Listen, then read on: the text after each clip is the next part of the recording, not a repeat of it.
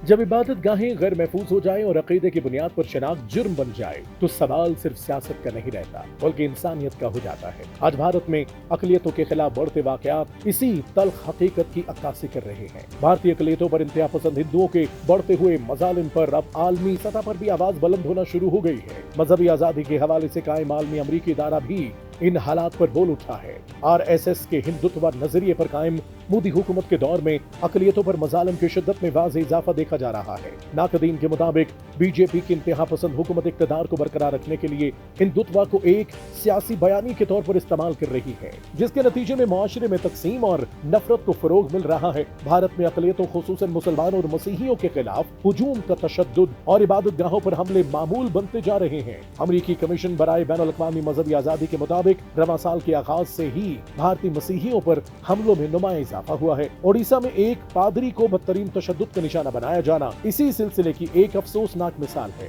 इसी तरह जबरी मजहब तब्दीली के इल्जामात लगाकर अकलियतों को गैर कानूनी हिरासत में रखा जाता है और इन पर सफाक हमले किए जाते हैं। उत्तर प्रदेश में घर के अंदर इबादत करने वाले 12 मुसलमानों को हिरासत में लिया जाना भी इसी रुझान की अक्कासी करता है। मोदी हुकूमत की नफरत पर मबनी पॉलिसियों ने भारत में मजहबी अकलियतों के बुनियादी हुकूक और उनके महफूज मुस्तकबिल को शदीद खतरात से दो चार कर दिया है। आरएसएस के नजरियाती एजेंडे के तहत मौजूदा हुकूमत अकलियतों को कौमी और समाजी धारे से अलग करने की मुनज़्ज़म कोशिशों में मसरूफ दिखाई देती है, जिसके असरात न सिर्फ अंदरूने मुल्क बल्कि आलमी सतह पर भी महसूस किए जा रहे हैं। वक्त का तकाजा है कि मजहबी आजादी और इंसानी हुकूक को सियासी मफादात की नजर न किया जाए। अगर नफरत को रियासती बयानिया बना दिया जाए तो मुआशरे तकसीम हो जाते हैं। दुनिया की सबसे बड़ी जमहूरियत होने का दावा तब ही मोतबर होगा जब हर शहरी, हर मजहब और हर अकलियत को मसावी तहफ़्फ़ुज़ और आजादी मयस्सर हो।